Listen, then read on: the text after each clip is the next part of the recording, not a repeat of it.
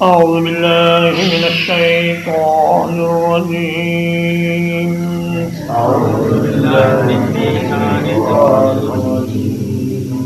ولوطا إذ قال لقومه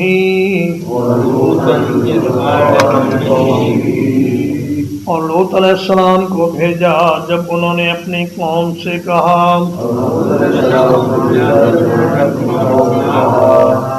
انکم لتأتون الفاحشۃ بلا شبہ یقیناً تم ایک ایسی بے حیائی کو آتے ہو ما سبقکم بہا من احد من العالمین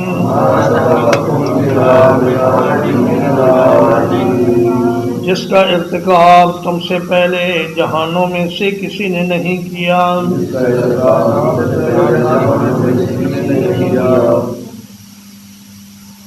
ولوطن پر زبر اس لیے ہے کہ یہ عطف ہے ارسلنا پر کہ ہم نے بھیجا لوط علیہ السلام کو بھی ان کی قوم کی طرف.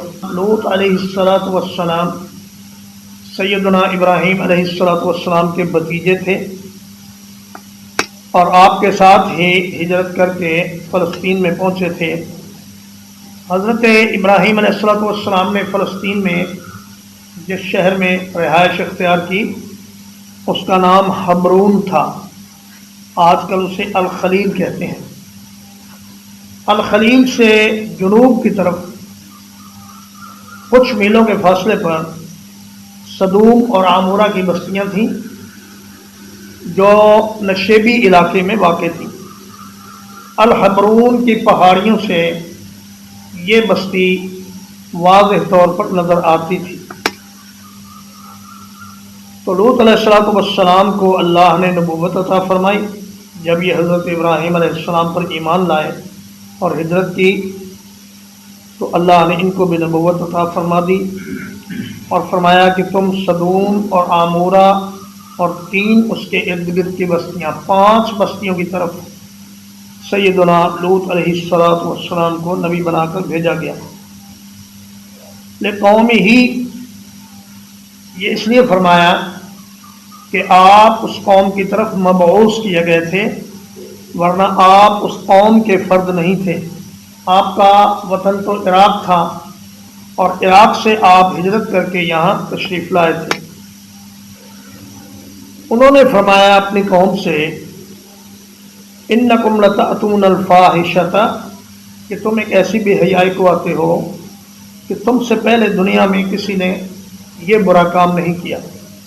یہاں ایک سوال ذہن میں آتا ہے کہ ہر نبی تو سب سے پہلے اللہ کی توحید کی دعوت دیتا تھا. لوط علیہ السلام نے تو شروع ہی اس بات سے کیا اپنی بات کو کہ تم لوگ بے حیائی کرتے ہو اور مردوں سے اپنی شہوت پوری کرتے ہو. تو اس کا جواب مفسرین کرام نے یہ دیا ہے کہ ہر نبی سب سے پہلے توحید ہی کی دعوت دیتا ہے اگرچہ اس کا ذکر یہاں نہیں ہے. حضرت لوط علیہ السلام نے بھی سب سے پہلے توحید الہی کی دعوت دی، پھر اس کے بعد معاشرے کی سب سے بڑی خرابی کی طرف ان کو متنبہ کیا کہ دیکھو یہ کام تم سے پہلے دنیا جہان میں کسی نے نہیں کیا. تم اس برائی کے موجد ہو اس لیے تم 2 مجرم ہو. ایک تو یہ کہ تم لڑکوں سے اغرام بازی کرتے ہو، یہ اس کا تم پر گناہ ہے، اور دوسرا گناہ تم پر یہ ہے کہ تم اس برائی کے بانی اور موجد ہو. لہذا قیامت تک جو بھی آدمی یہ فعل کبیرہ کا ارتکاب کرے گا اس کے گناہ کا ایک حصہ قوم لوط کو بھی ملے گا. اَإِنَّكُمْ لَتَأْتُونَ الرِّجَالَ کیا واقعی تم مردوں کے پاس آتے ہو وَتَقْطَعُونَ السَّبِيلَ اور راستہ کاٹتے ہو وتأتون فی نادیکم المنکر، اور اپنی مجالس میں کھلم کھلا برائیاں کرتے ہو. فما کان جواب قومہ، تو ان کی قوم کا جواب کچھ نہیں تھا الا ان قالوا ائتنا بعذاب اللہ،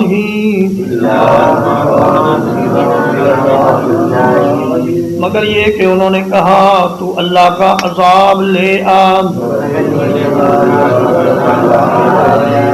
ان کنت من الصادقین، اگر تو واقعی سچوں میں سے ہے. اللہ کے نبی نے فرمایا کہ تم عورتوں کو چھوڑ کر مردوں سے اپنی شہوت پوری کرتے ہو، تمہیں اس کے نتائج کا کچھ اندازہ ہے؟ ایک تو یہ کہ عورت سے اولاد انسان کی پیدا ہوتی ہے، نسل چلتی ہے. دوسرا یہ کہ عورت کی ضرورت بھی پوری ہوتی ہے مرد سے، اور مرد کو بھی اس سے سکون حاصل ہوتا ہے، اور ایک گھر بستا ہے، ایک خاندان وجود میں آتا ہے.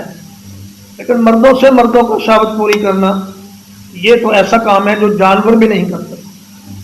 آج کل کفر کے بڑے بڑے جو سرغنے ہیں انہوں نے اپنے ملکوں میں مرد کا مرد سے اور عورت کا عورت سے نکاح قانونی طور پر جائز قرار دے دیا ہے، اور بڑا سرمایہ اس بات پر لگا رہے ہیں کہ مسلم ملکوں میں بھی یہی قانون بن جائے کہ مرد مرد سے شادی کر سکتا ہے، عورت عورت سے شادی کر سکتی ہے. یعنی اللہ نے جو فطری قوانین بنائے ہیں ان کے خلاف چلنے کی کوشش کرتے ہیں. قیامت کے قریب بھی یہی حالت ہو جائے گی.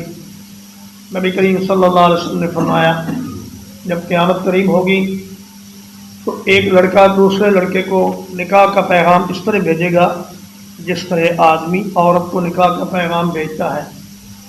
اور فرمایا کہ اس زمانے میں ایک شخص سر بازار چلتے ہوئے راستے پر عورت کا کپڑا اتارے گا اور اس کو سڑک کے درمیان لٹا کر اس کے ساتھ زنا کرنا شروع کر دے گا. اس وقت سب سے نیک آدمی وہ ہوگا جو ان سے کہے گا کہ اللہ کے بندے اس کو ذرا کسی پردے میں تو لے جا، کسی دیوار کی اوٹ میں لے جا، اگر تو نے برا کام کرنا ہی ہے تو لوگوں کے سامنے تو نہ کر. تو سیدنا ابو ہریرہ رضی اللہ تعالیٰ عنہ کی روایت ہے، مسند ابی یعلا میں ہے کہ رسول اللہ صلی اللہ علیہ وسلم فرماتے ہیں کہ یہ آدمی جو ان کو برسر عام زناکاری سے منع کرے گا یہ اس وقت کا بہترین آدمی ہوگا، اللہ کا ولی ہوگا. اور میں اس دور میں نیکی کرنے والا آج کے دور میں 50 صحابہ کے برابر اس کو اجر و ثواب ملے گا. تو جیسے جیسے حالات خراب ہو رہے ہیں ویسے ویسے دین پر چلنے میں اجر و ثواب بھی زیادہ ہو رہا ہے. اگر کوئی آدمی اپنے آپ کو ان غلاظتوں سے اور ان خباثتوں سے دور رکھتا ہے تو اللہ پاک اس کے لیے بہت بڑا اجر تیار کیا ہوا ہے. اور فرمایا وَتَقْطَعُونَ السَّبِيلَ، اس کے دو معنی ہیں. ایک تو یہ کہ جو راستہ اللہ نے فطری طور پر عورتوں کا آپ کے لیے بنایا ہے اسے تم کاٹ دیتے ہو اور ایک مصنوعی راستہ اختیار کرتے ہو. اور دوسرا معنی اس کا یہ ہے کہ تم راہ چلتے مسافروں کو لوٹ لیتے ہو. تفسیر ابن کثیر میں ہے کہ اس قوم میں جو خرابیاں پیدا ہو گئی تھیں ان میں ایک یہ بھی تھی کہ راہ چلتے لوگوں پر آوازیں کستے، ان کا مال و اسباب چھین لیتے، ہوا خارج کر کے اس پر ہنستے اور ایک دوسرے کے سامنے مجالس میں یعنی عمل قوم لوط والا کام کرتے اور انہیں کوئی شرم و حیا محسوس نہ ہوتی، اور اسی طرح ننگے ہو جاتے ایک دوسرے کے سامنے، گالیاں بکتے اور لوگوں کو کنکر اور پتھر مارتے، ایذا دیتے، تکلیف پہنچاتے. یہ ساری خرابیاں اس قوم میں آ گئی تھیں. تو فرمایا کہ وَتَأْتُونَ فِي نَادِيكُمُ الْمُنْكَرَ، کہ تم اپنی مجالس میں برے کام کرتے ہو، کم از کم انسان اتنا حیا تو کرے کہ چھپ کر یہ کام کرے دوسروں سے، لیکن وہ اتنے بے حیا تھے کہ چھپنے کی ضرورت بھی محسوس نہیں کرتے۔ تو قوم کا جواب یہ تھا کہ اے لوط، اگر تو سچا ہے تو اللہ کا عذاب لے آ۔ اور دوسری جگہ فرمایا، اب کہنے لگے کہ اے لوط، اگر تو اپنے کہے اس حرکت سے باز نہ آیا، ہمیں دعوت دینے سے، تبلیغ کرنے سے تو باز نہ آیا، تو ہم تجھے سنسار کر دیں گے یا اپنی بستی سے نکال دیں گے۔ تو پہلے انہوں نے یہ کہا، پھر یہ کہا کہ اگر تم سچے نبی ہو تو اللہ کا وہ عذاب ہم پر لے کیوں نہیں آتے؟ قال رب انصرنی علی القوم المفسدین۔ لوط علیہ السلام نے عرض کیا، اے میرے رب، مجھے ان فسادی لوگوں کے خلاف مدد عطا فرما۔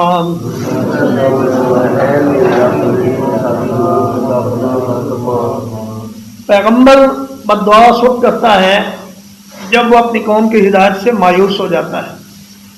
تو حضرت لوط علیہ السلام بھی ان کی ہدایت سے جب مایوس ہوئے تو انہوں نے بددعا کر دی، اور پھر اللہ پاک نے ان کو ایک ایسا عذاب دیا، دنیا میں انوکھا عذاب۔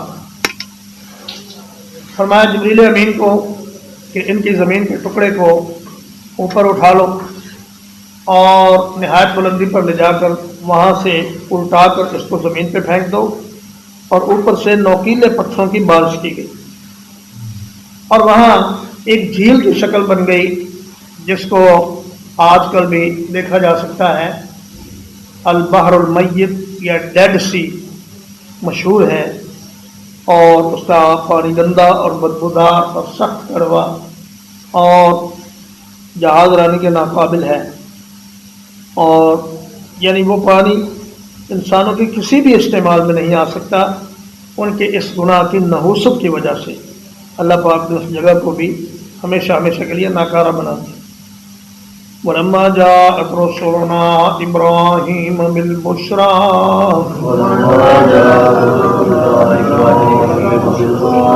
اور جب ہمارے بھیجے ہوئے ابراہیم علیہ السلام کے پاس خوشخبری لے کر آئے، قالوا إنا مهلكو أهل هذه القرية، کہنے لگے یقیناً ہم اس بستی کے رہنے والوں کو ہلاک کرنے والے ہیں۔ ان اہلها كانوا ظالمین، بلا شبہ اس کے رہنے والے ظالم چلے آئے ہیں۔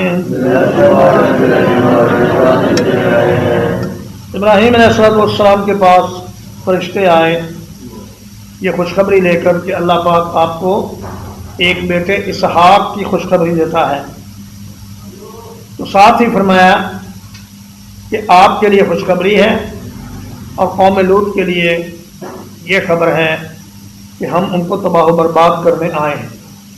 یعنی اگر ایک قوم کا نام و نشان مٹایا جا رہا ہے تو بنی اسرائیل کی بنیاد بھی رکھی جا رہی ہے، ان کو مٹا کر اللہ پاک اسحاق علیہ السلام کو پیدا فرمائے گا، اور ان کی اولاد سے نبوت کا ایسا سلسلہ چلے گا کہ سینکڑوں ہزاروں انبیاء ان کی اولاد سے مبعوث کیے جائیں گے۔ تو فرمایا کہ ہم اس بستی کو ہلاک کرنے والے ہیں۔ ابراہیم علیہ السلام بڑے رحم دل تھے۔ اللہ تعالیٰ فرماتے ہیں کہ فلما ذهب عن ابراہیم الروع وجاءته البشرى یجادلنا فی قوم لوط، ابراہیم علیہ السلام اصرار کر کے ہم سے جھگڑنے لگے کہ یا اللہ اس بستی کو تھوڑی سی مہلت اور دے دے، شاید یہ سنبھل جائیں، شاید یہ سنور جائیں، لیکن اللہ نے فرمایا کہ نہیں، ان میں اب کوئی خیر نہیں، ان کو ہم نے تباہ کرنے کا فیصلہ کر لیا ہے، اس لیے اے ابراہیم آپ یہ دعا نہ مانگیں۔ تو دوسری فکر میں یہ لاحق ہوئی کہ وہاں تو میرا بھتیجا لوط بھی ہے اور اس کے بچے بھی ہیں، آپ کی 2 بیٹیاں مسلمان ہوئی تھیں، لیکن لوط علیہ السلام کی بیوی یہ مسلمان نہیں ہوئی اور یہ کافروں کے ساتھ ہی ملی رہی اور ان کے ساتھ ہی عذاب میں گرفتار ہوئی۔ چونکہ فرشتوں نے کوئی استثناء نہیں کیا، انہوں نے کہا کہ انا مہلکو اہل ہذہ القریہ، ہم اس بستی کے سارے لوگوں کو ہلاک کرنے والے ہیں۔ تو ابراہیم علیہ السلام کو فکر ہوئی کہ وہاں تو لوط بھی ہیں، ان کے بچے بھی ہیں، تو ان کا کیا ہوگا؟ تو انہوں نے فرمایا قال ان فیہا لوطا، ابراہیم علیہ السلام نے کہا اس میں تو لوط ہے۔ قالوا نحن اعلم بمن فیہا، کہنے لگے ہم زیادہ جانتے ہیں ان کو جو اس میں ہیں۔ لَنُنَجِّيَنَّهُ وَأَهْلَهُ، یقیناً ہم اسے ضرور نجات دے دیں گے اور اس کے گھر والوں کو۔ إِلَّا امْرَأَتَهُ، سوائے اس کی بیوی کے، كانت من الغابرین، وہ پیچھے رہنے والوں میں سے ہوگی۔ انہوں نے کہا اللہ کا یہ مستقل ضابطہ ہے اور یہ دستور ہے کہ اللہ پہلے اپنے انبیاء کو اور مومنین کو بستی سے باہر نکالتا ہے، پھر اس بستی پر عذاب نازل کرتا ہے۔ تو اے ابراہیم آپ اس معاملے میں فکر مند نہ ہوں، ہمیں معلوم ہے کہ وہاں اللہ کے نبی موجود ہیں اور ان کو کیسے نجات دینی ہے۔ ترجمہ ایک بار۔ وَلُوطًا إِذْ قَالَ لِقَوْمِهِ، اور لوط علیہ السلام کو بھیجا جب انہوں نے اپنی قوم سے کہا إِنَّكُمْ لَتَأْتُونَ الْفَاحِشَةَ، بلا شبہ یقیناً تم ایک ایسی بے حیائی کا ارتکاب کرتے ہو ما سبقکم بها من احد من العالمین، جس کا ارتکاب تم سے پہلے جہانوں میں سے کسی نے نہیں کیا۔ اَإِنَّكُمْ لَتَأْتُونَ الرِّجَالَ، کیا تم مردوں کے پاس شہوت کے ساتھ آتے ہو؟ وَتَقْطَعُونَ السَّبِيلَ، اور راستہ کاٹتے ہو۔ وَتَأْتُونَ فِي نَادِيكُمُ الْمُنكَرَ، اور اپنی مجالس میں برے کام کرتے ہو۔ فَمَا كَانَ جَوَابَ قَوْمِهِ، تو نہیں تھا جواب ان کی قوم کا، إِلَّا أَن قَالُوا ائْتِنَا بِعَذَابِ اللَّهِ، مگر یہ کہ انہوں نے کہا لے آ اللہ کا عذاب، إِن كُنتَ مِنَ الصَّادِقِينَ، اگر تو سچوں میں سے ہے۔ قال رب انصرنی علی القوم المفسدین، عرض کیا اے میرے رب میری مدد فرما فسادی قوم کے خلاف۔ فلما جاءت رسلنا ابراہیم بالبشرى، اور جب ہمارے بھیجے ہوئے ابراہیم علیہ السلام کے پاس خوشخبری لے کر آئے، قالوا انا مہلکو اہل هذه القریہ، کہنے لگے ہم اس بستی کے رہنے والوں کو ہلاک کرنے والے ہیں۔ ان اہلها كانوا ظالمین، یقیناً اس کے رہنے والے ظالم ہیں۔ قال ان فيها لوطا، ابراہیم علیہ السلام نے فرمایا اس میں تو لوط ہے۔ قالوا نحن اعلم بمن فيها، کہنے لگے ہم زیادہ جانتے ہیں اس کو جو اس میں ہے۔ لننجینہ وأہلہ، یقیناً ضرور ہم اسے نجات دے دیں گے اور اس کے گھر والوں کو، الا امرأتہ، سوائے اس کی بیوی کے، کانت من الغابرین، وہ پیچھے رہنے والوں میں سے ہے۔ وصلی اللہ علی نبینا محمد وآلہ وصحبہ اجمعین۔